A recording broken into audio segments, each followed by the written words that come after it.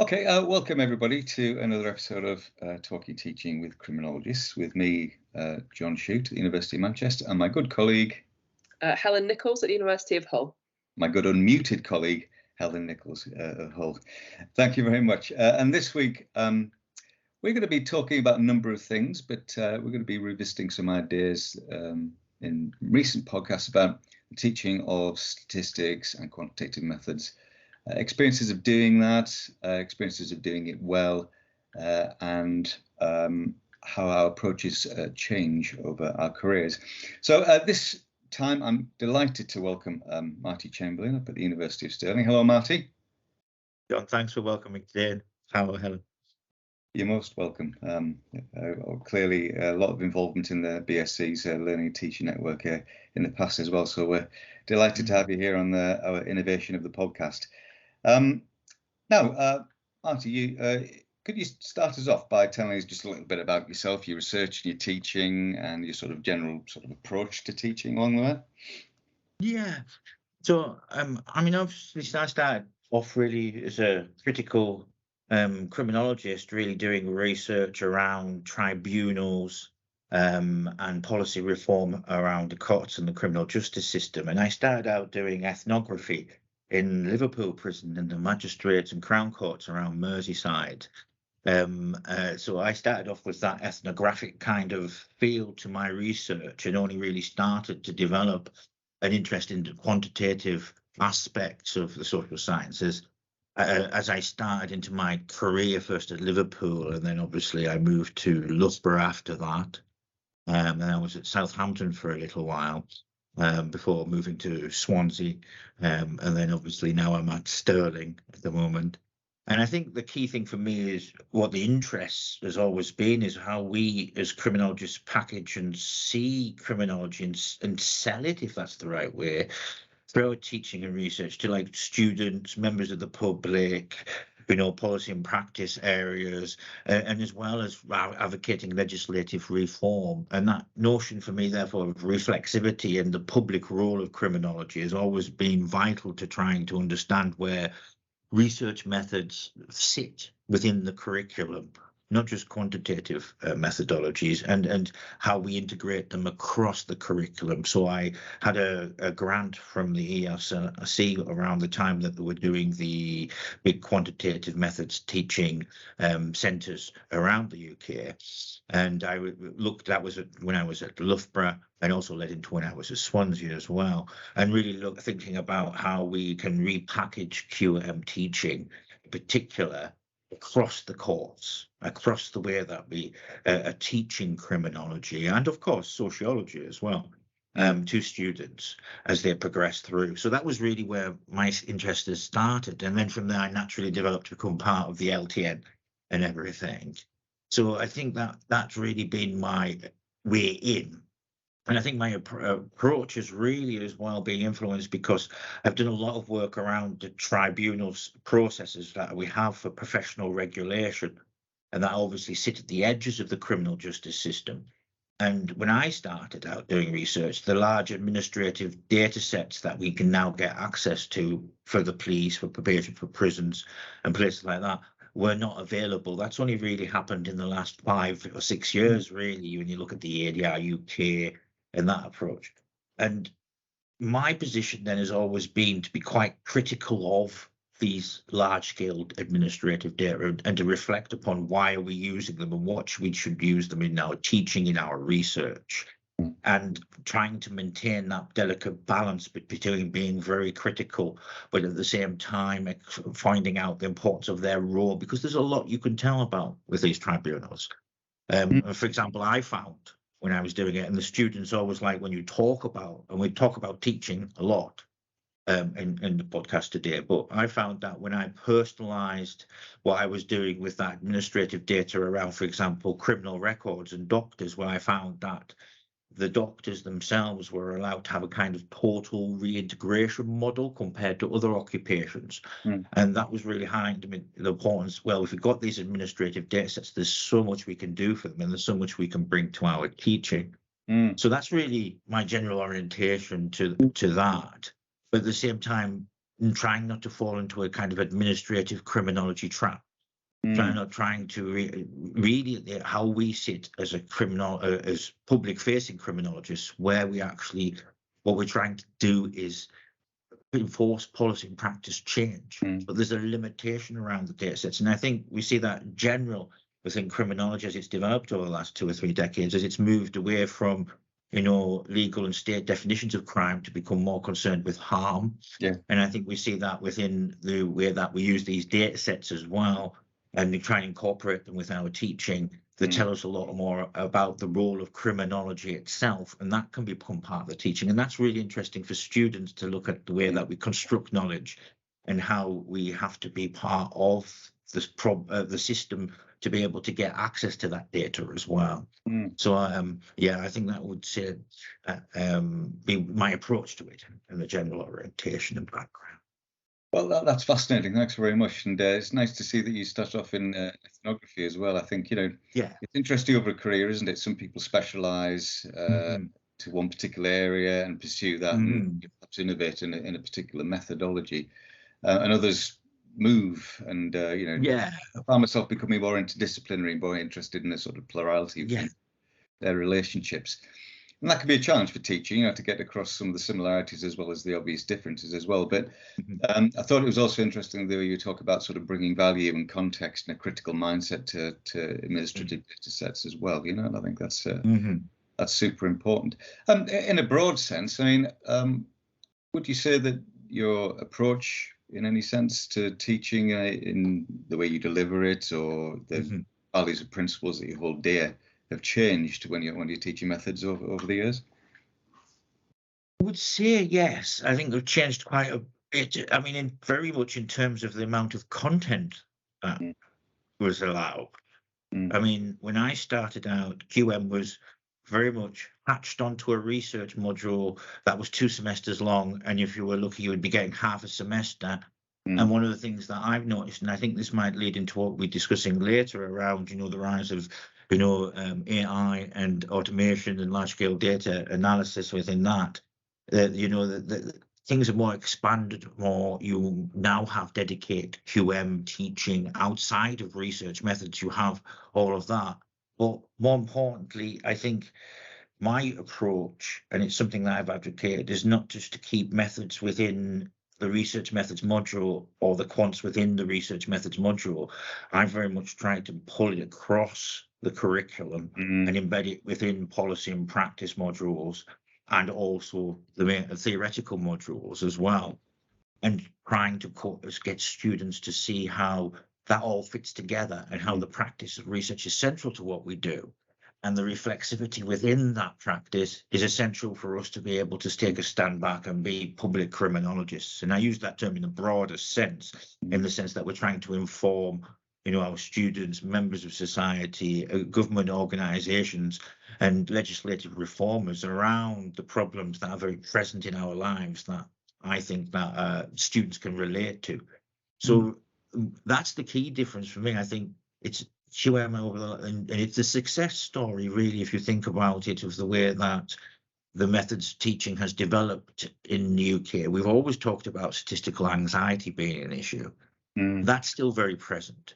But what was happening is I think that we've discovered ways to ameliorate that anxiety a bit by embedding words and numbers, for want of a better way of kind of summarizing qualitative and quantitative approaches within the context of the broader curriculum. And I think that's made it more lively for students. And I think they see the value more. But that anxiety is still there, and it's still very present. And I think that is a structural problem. It's a very much structural problem with the educational system prior to university, and also the types of students and people who might be attracted to the social sciences. And I think we are aware of that as well. And I think you've got to deal that with a lot of study skills. And I think that is another thing that's really developed in the last decade in particular. The amount of study skills and pastoral support and academic skills support is actually helping the profile of QM teaching, I think, and its position. So I think that's changed a lot. And then with the kinds of dedicated staff and posts as well that I've noticed in the last 5-10 years, that is another aspect as well. having specialist people come in to teach across courses, and realizing that, a social demographer, social scientist, large GIS analysis people can come in and actually teach our students and do a lot. I mean, where my experience has always been that the students love a bit of crime hotspotting once you teach them how to use it, particularly when they're relating it to things. So it broadens their understanding.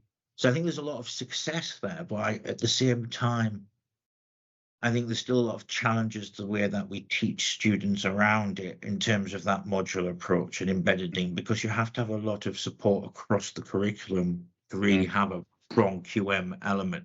Yeah.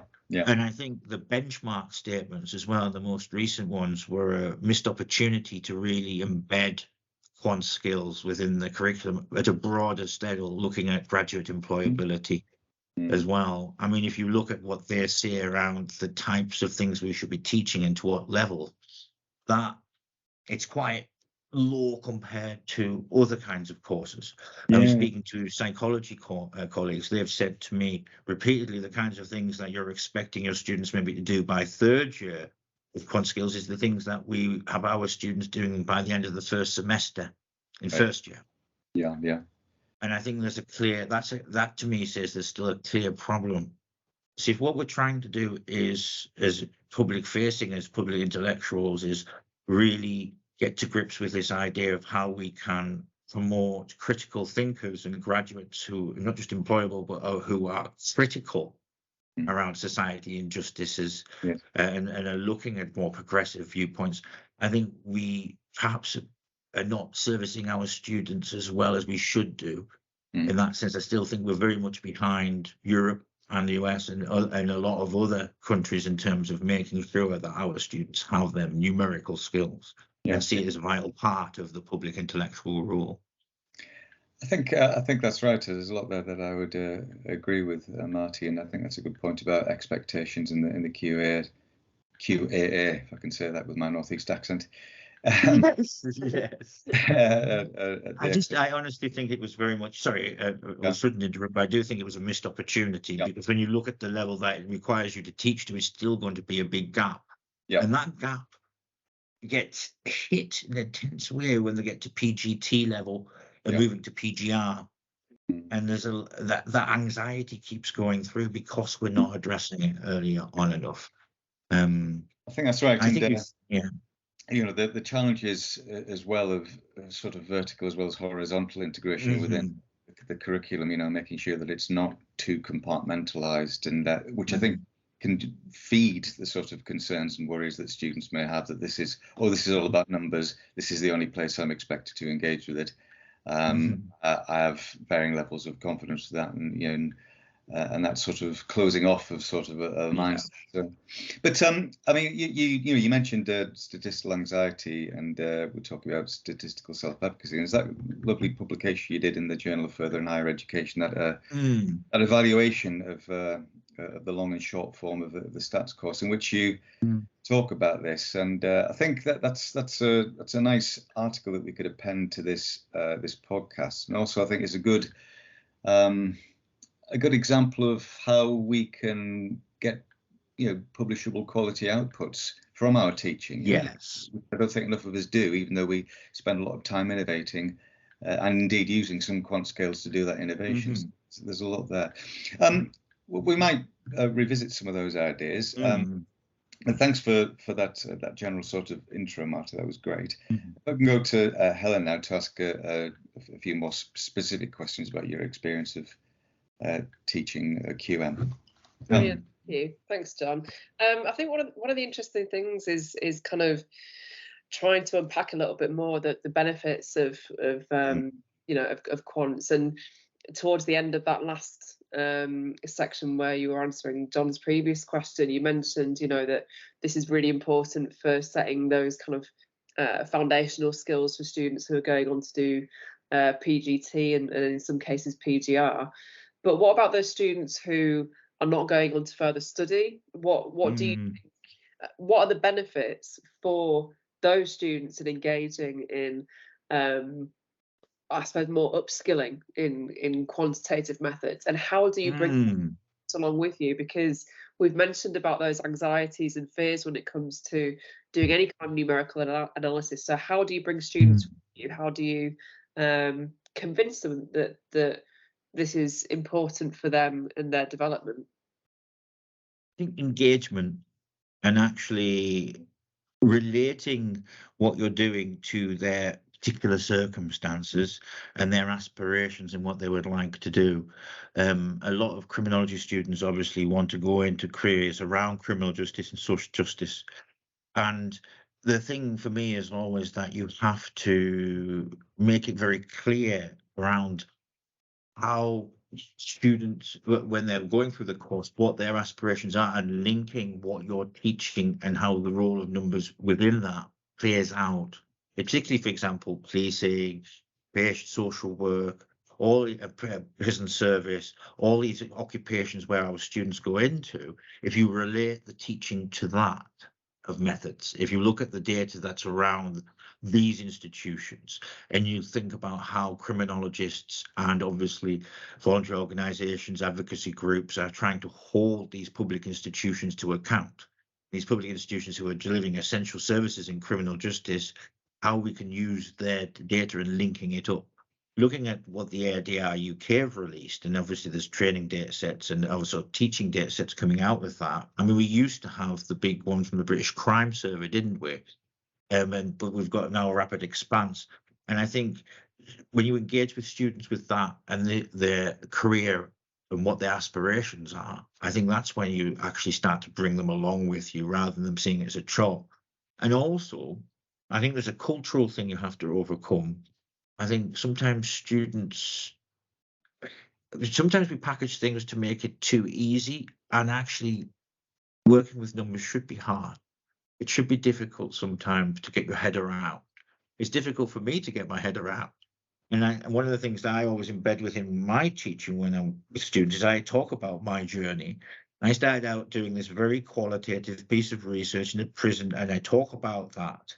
And then I talk about how I moved on in my career, and over that time, I developed these skills. And I look back and I realized I wished I'd had them when I did my master's.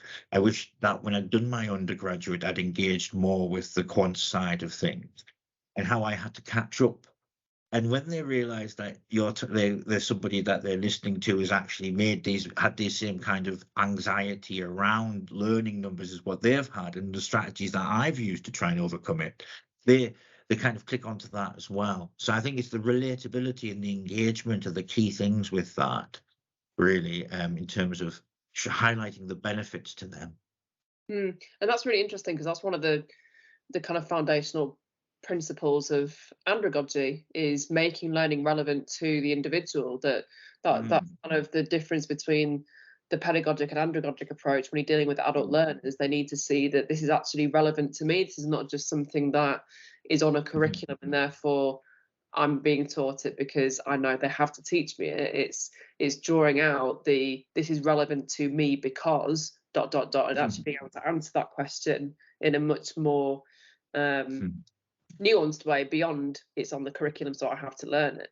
I'm interested to know about some of the challenges. So in terms of what you see the challenges being, I'd like to ask if you could think of an example perhaps of where you've had a particular challenge when delivering, teaching and instruction around quant methods, and how you overcame that challenge in particular. If there's anything that kind of sticks out in your mind as being distinctly challenging in your experience. I think in terms of staff, there's a challenge. Yeah. And I think it started there. One of the things that I started to do was inviting colleagues into my QM teaching sessions so they could see the things that I was talking about and teaching within the class, and then having conversations with them about how they could relate that what they were doing and what assumptions they had. Because you get a lot of people who are very firmly in qualitative methods, and they're very embedded in that approach. And there is a kind of structural, if you want to call it that, chasm between qual and quant that is always there. and actually with colleagues, getting colleagues involved in the classroom, just as observers at first, and then getting contributions. So that's happened to me at Loughborough, actually, and Swansea, another place where I've taught QM, where, you know, asking colleagues to come in, talking about what kind of data you're going to be working with the students, and that might be related to what they're interested in as well. And then looking at how, and getting feedback as well from colleagues about, you know, things that we could highlight and what maybe we could do to relate this to other modules in the course and what people are teaching. And I think that's one aspect of it. I think the other aspect with it is the challenge. For me, the big challenge was working out how to communicate it. And then when I realized that a lot of the students like that visual approach, and you talked about that paper, and that piece of research was really about, okay, how do I work with these students? When we did it in Loughborough, what we did was we actually took the first year of the course and made a 2-semester introduction. And we hitched the visualization onto the beginning of it, rather than going into the basics of quantitative approaches, and actually used visualization as a tool to show students what the value of this data was in terms of how we think about things that they're getting introduced to as they start their studies.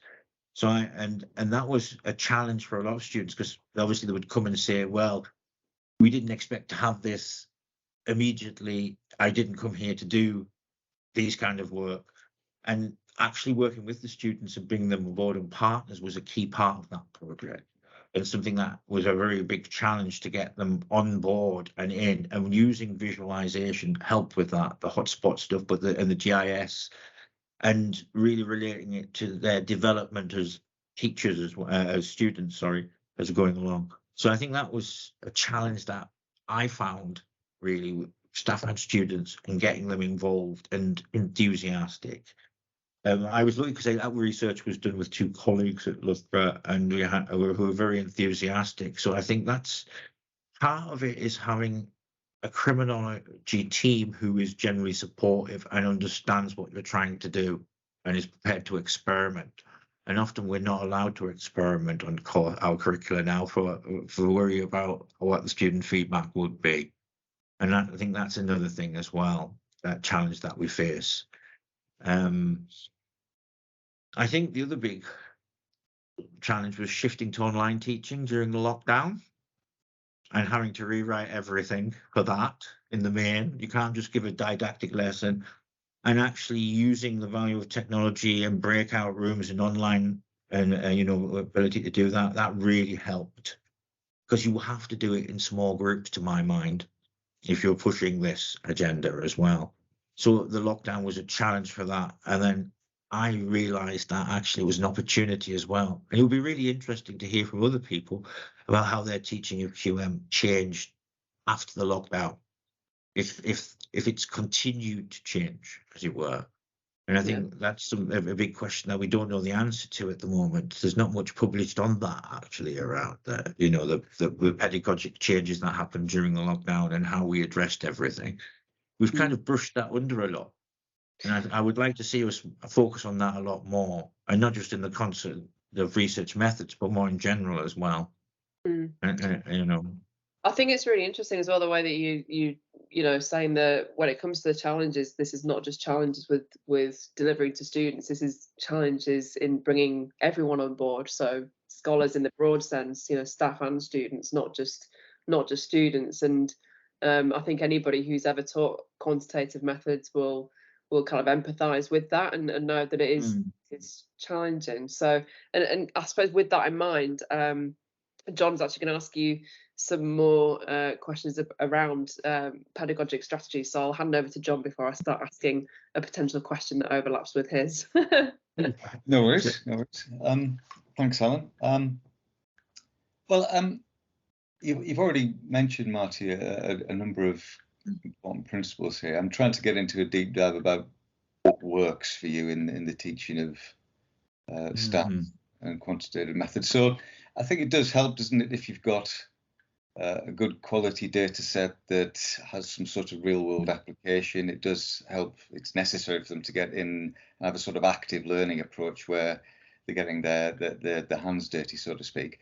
It's interesting you mentioned about group work. I mean, I small group work is something I try and put in all of my teaching. I've perhaps struggled, though it's been a while since I've taught one, to be honest, to do that with say stats teaching. You can, if you've got like a group project and they're writing up, but I've always found that somehow the stats is often sort of quite atomized. You know, you've got them working individually, you know. So interested to see how you got group methods going into that. But and also finally, you mentioned visualization, which is it's great, isn't it? I mean, just, you know, there's something that moving from the abstraction of formulae and procedures and numbers to something very visually immediate, I think, you know. Is there anything you'd like to develop there in terms of what works for you in terms of stats teaching, methods teaching? One thing that I really enjoyed was when we were running a course on methods, and I was actually at Teesside University, and this is one of the areas with the highest levels of social deprivation in the UK. It's left behind place, and also has some of the highest youth crime rates. I think it's got the highest youth crime and reoffending rates. And one thing that I found with small group work was actually if you was focusing students on a very clear geographical area like that, and you're pulling out in the group with them the key trends and problems around youth justice, for example, and then looking at the kinds of data and information that are available around that, and the kinds of interventions that happen around youth justice, you know, in schools, but also within the, you know, the youth justice system as well, and community, and bringing in as part of that an absolute focus upon them thinking, okay, what in this area you've got these policy and practice trends occurring at a national level, but in a left behind place like Teesside, should the policy and practice reflect the national level, or should it be different? Yeah. And they can really, in a very real way, latch onto that, and they can really visualize it because they're living in the space as well. They know the Tees Valley area because they're living there as students. A lot of them are from that area, and they're able to really relate to their own experience and then understand it better. And I think that's really worked for me. So if you're not just doing it in an abstract sense, oh, we're going to look at the British crime survey, we're going to actually look at the local area. And I think that is very key to it, and key to the visualization as well. And I think that aspect of things is what works really well in a drill down way, in terms of with the students in small groups doing that. And that way, I always enjoyed that because it was the students would then go out and do a series of their own research around that, and then do a podcast and then relate that to what they were doing on the course and everything. And it's like, okay, I can see, they could see how everything was pulling together, and they became like, they could see themselves as criminologists in development, which is wonderful. So that to me is one of the best ways of doing it, I think. And one in a very drilled down way, rather than looking at national trends, make sure that you're looking at the local area and relating that and getting them to lead on that in groups. Because didactic lectures for me are necessary, but at the same time, there's ways of communicating that nowadays online, and also, you know, via, obviously we all have Blackboard or Learn or Canvas or all of these kind of ways of teaching methods. And so I try and also think, because when I started out, I actually started out in Liverpool in the medical school, part in the medical school and part in the sociology department that was. And at the time, they'd introduced problem-based learning into the medical curricula, and I was teaching the medical students, and I was teaching using problem-based learning. So actually, sometimes having that problem scenario in the group, okay, this is the problem with the area that you're living in, these are the issues. Somebody's presenting at A&E on a Friday night and they've got a stab wound. That leads to it. You've got to research the issues around stab wounds and young people in this area. That leads into a larger, and you can see the problem developing and moving out. So I do like problem-based learning in small groups rather than just having small groups and doing the work. And I think problem-based learning really works for the students as well, and as advantage, provides a Great. lot of advantages. All that sort of social learning sort of benefits. And Yes, and that peer learning as well. And I find as well, when you've got a clear problem-based scenario, there's less tension within the students around who's doing the right work and who's doing all the work and isn't doing the work, which is obviously a perennial group work concern. Yeah. And then I think you have to innovate around your assessment as well. If you're doing that, you have to, work out a way of having individual marks as well as collective marks for the group work and everything. So, and I think, but the problem, of course, is that pure PBL approach, as it's called, in a medical school will work because attendance is compulsory, whereas attendance isn't always compulsory where on other courses. Yeah. How do you build? Is there a way in which do you think we can promote engagement and promote attendance through assessment and feedback? I mean, could we require more of students in class in a way that's sort of not overly stressful, as opposed to having sort of 100%? Yeah. Sort of. Well, I think also it's a structural issue. It's a structural issue because they expect us to define assessment.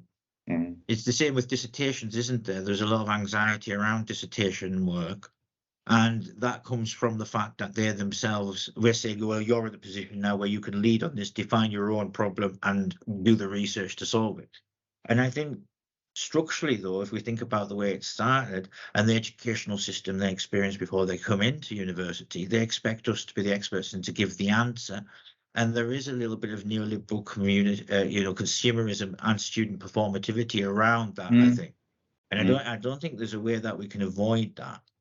But I do think that if you have a very clear agenda and you have a very specific purpose for a small group teaching around a particular issue that's embedded within a lot of criminological issues, and you're asking them to explore it, they realize you can empower them to take charge and actually define their own assessments. The way that you can do that is obviously by structuring it. Would you like, by giving them a series of assessments that they could choose from in different forms and formats? Would you like to do a group presentation, or would you like a podcast, or would you like to do some kind of online conference event? One of the things that I really enjoyed doing was a conference module. When I started out teaching many years ago, there was a conference module where the students would be provided with a theme, and then they would work with tutors to actually develop and get people to come in to do guest speaking and things like that. And I think with QM you can do that, and I have done that myself, where you're putting on a mini event at the end of it, and that's really good as well. That's great. And bringing in community partnerships and people like that to speak to students as well as they go through these issues. It take a lot of resource and time, and that's part of the problem we have as well. We can keep pushing things in to these things. Great. Well, lots of great points there. Problem-based, inquiry-based, active approaches to learning. Try to keep things as authentic and relevant to the students as possible, and then try and promote sort of autonomy and choice in the that's quite a neoliberal word, autonomy and variety in assessment. So that's tremendous. Just mindful of time there, John. I'm just going to pass over to Helen to elaborate on a few of these things, unless there's anything else you wanted to add there.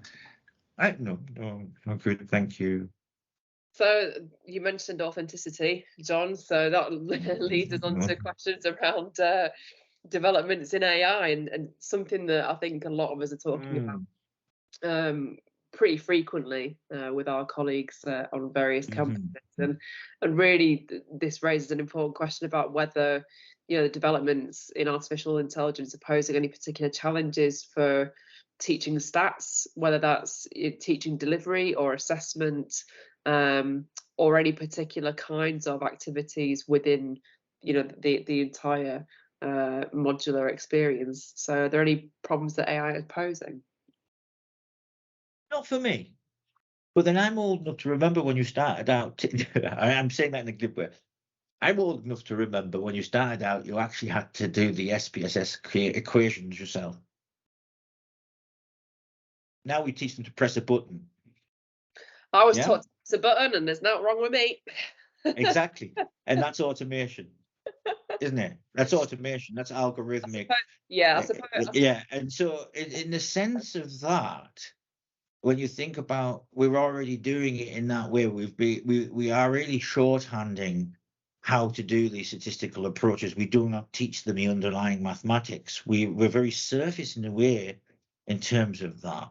And I'm saying that in a very glib way because to at the moment, obviously, there's a lot of conversations around ChatGPT and AI and everything, and the effect upon assessment and how we should advise students in terms of its use. And generally, we say you can use it within your studies, but you shouldn't use it within your assessment tasks. So you're gathering information and everything. But for me as well, I think it's a benefit in the sense of it actually deepens our understanding of these data sets, where they're coming from and what kinds of knowledges they're producing and what we can do with them as well. And I think that's really interesting, because if you're thinking around automation, AI, and its role within criminology in a general sense, you can really communicate that with students and show how it's cutting across all aspects of society. I mean, at the moment, I'm looking at the introduction of remote hearings and digital courts, and in many ways, when we're thinking about that, we think that's a good thing. But then, of course, there's a whole trend around that digitization of justice that's related to the automation of punishment, and we can explore that with students. So I think it's a very positive thing. I think the challenges we face in terms of assessment are ours as teachers and assessors and course organisers and universities in terms of how we do this. But I think in the classroom, we can use it to actually look at and teach criminology in different ways. And so, I'm actually very supportive of these developments and everything. And when you think about it as well, I mean, when I did my research on tribunals, I had a project.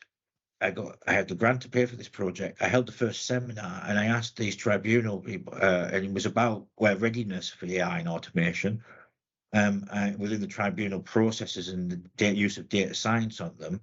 And they said to me, well, we've only just come out of having paper records. And this is like the regulators, the GMSA, the Professional Standards Authority, all these kind of proper, and they've got paper records. They're not digitized. So they can't really apply these techniques and like what we talk about supervised learning on data sets. They can't apply that to their data sets.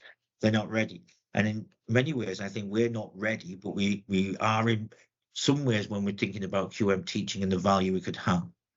So, I think that the challenge is more on the whose work is it assessment side structurally, if you want to look at it that. But I do think it gives greater opportunities for learning around the social role of technology and numbers in terms of shaping policy and practice, if that's the right way of thinking of it. Yeah, no, absolutely. And actually, as a result, I'm going to change my final question, because you mentioned that there was certain AI that you think is beneficial, that enables us to look at data in much more detailed ways, and it's something that you would advocate for. Is there a particular example of AI, whether that's a particular piece of software that you have found to be particularly innovative in enabling you to show students that we can look at data in these more detailed ways that you've come across in recent years? I would have to say no. Immediately, in the same sense. Not as yet. We're not at that level yet, are we? I mean, I think that there is an opportunity with the ADI UK data sets to actually do a lot.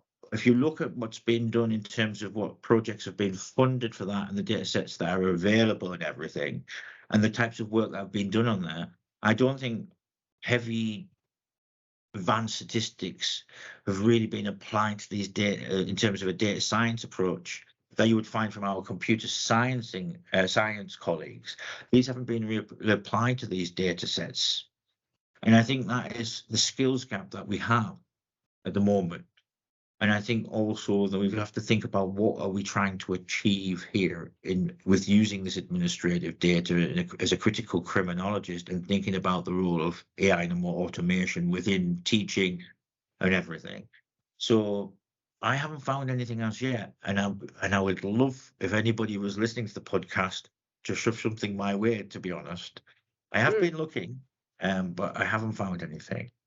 Sorry, to bring you down with that. It's a good space to kind of leave things on a question, because then it kind of gives people an opportunity to get in touch with you and take these conversations further, because as you've said and as we've talked about previously, AI is something that is here to stay. So it's how we work with that and how we absolutely identify advantages as well as challenges to the existence of AI in our quants and our qual teaching as well. John, did you have any final questions that you would like to ask Marty? Well, I could talk all day as usual, but you made me think that, Marty, or that last discussion. I mean, sometimes I think academics are often sort of a little bit behind the curve on these sort of things, There's something I experienced last week. I was doing a National Centre for Research Methods training course on open source investigation. So it's not about AI, but it's something that can be critically distorted by AI, because it's all about finding open source data, not least social media data, the vast amount of stuff that's out there, applying it as I was to try and think about the analysis of humanitarian situations and conflict and so forth. And all the opportunities that it has for helping us, as criminologists, try and gather data to think differently and build theory, in a way that's sort of much more immediate and for live conflict as well as sort of historical ones. And I was thinking a lot about AI and the task of verification of images and verification of different so forth. So. I don't know, you made me think of that, and it also made me think that actually we should start to bring in open source investigation into research methods for criminology, as a different form of big data, that that we can make use of. So I've been inspired by that, but you wander into this world, this ecosystem of opinion superimposed over constructive fact, and you're sort of constantly aware of being an amateur and just wandering around as an ingenue type thing, So anyway, so I don't know if it's true. I mean, one of the interesting things for me is digital intimacy, the algorithms, the use of algorithms and social media to create digital intimacy between people.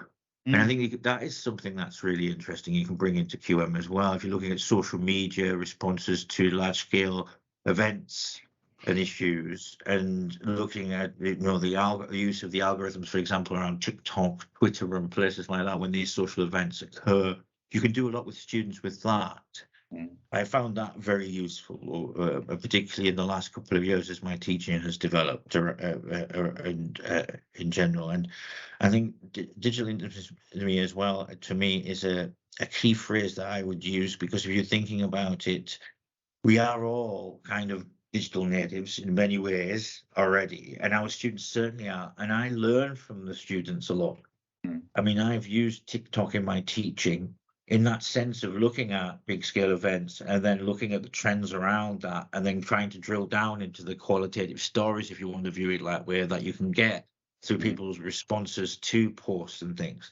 And I learned that from my students, and generated ideas around that with them to take forward. So I think that one of the key, we talk about the challenges, but I think one of the great opportunities is that it opens up more of an opportunity for us to do that approach with students, where we are working more with them to understand things. Because what I've found in my entire career is that students like it when I don't know something or I ask them for help to find something out. Yeah, absolutely. They love it. Yeah. And it really engages them. And so sometimes doing that, I think, helps. And I agree with your idea about the open source. I think that's we must have more of that as well. And in general, I think as public criminologists, and I use that as a very broad term to think about when we're reflecting whatever our theoretical, conceptual, or ethical views on things are, is that public role that we are serving as academic in the classroom, but also as academics doing research within organizations. And that's always a difficult thing it's a difficult a way to think to balance constantly. And when you talk to and work with students and they get to know that, and there's no absolute one answer, because they often are looking for one answer, I think that kind of helps them understand that it's looking at the broad picture.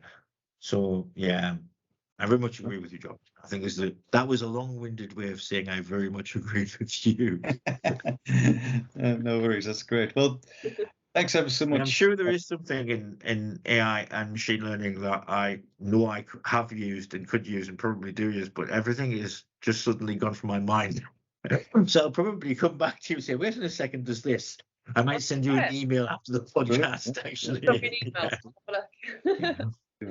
Maybe we could put that out with the paper as well. I mean, I have to say that paper was very important for me because it was really about pointing out, that this is something that we are lacking. I think over the last 10 years, I have noticed positive change, but I'm still very worried about the difference at a postgraduate level between PGT and PGR and how much we have to make up still in terms of the teaching and everything that the students have to go through and their expectations. Yeah, I think that's the key critical point for us.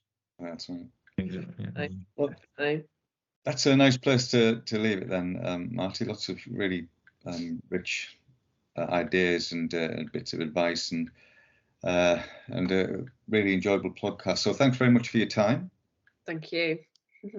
And we'll thank you. See you next time. Thanks a lot, then. Yeah, brilliant. Thank you.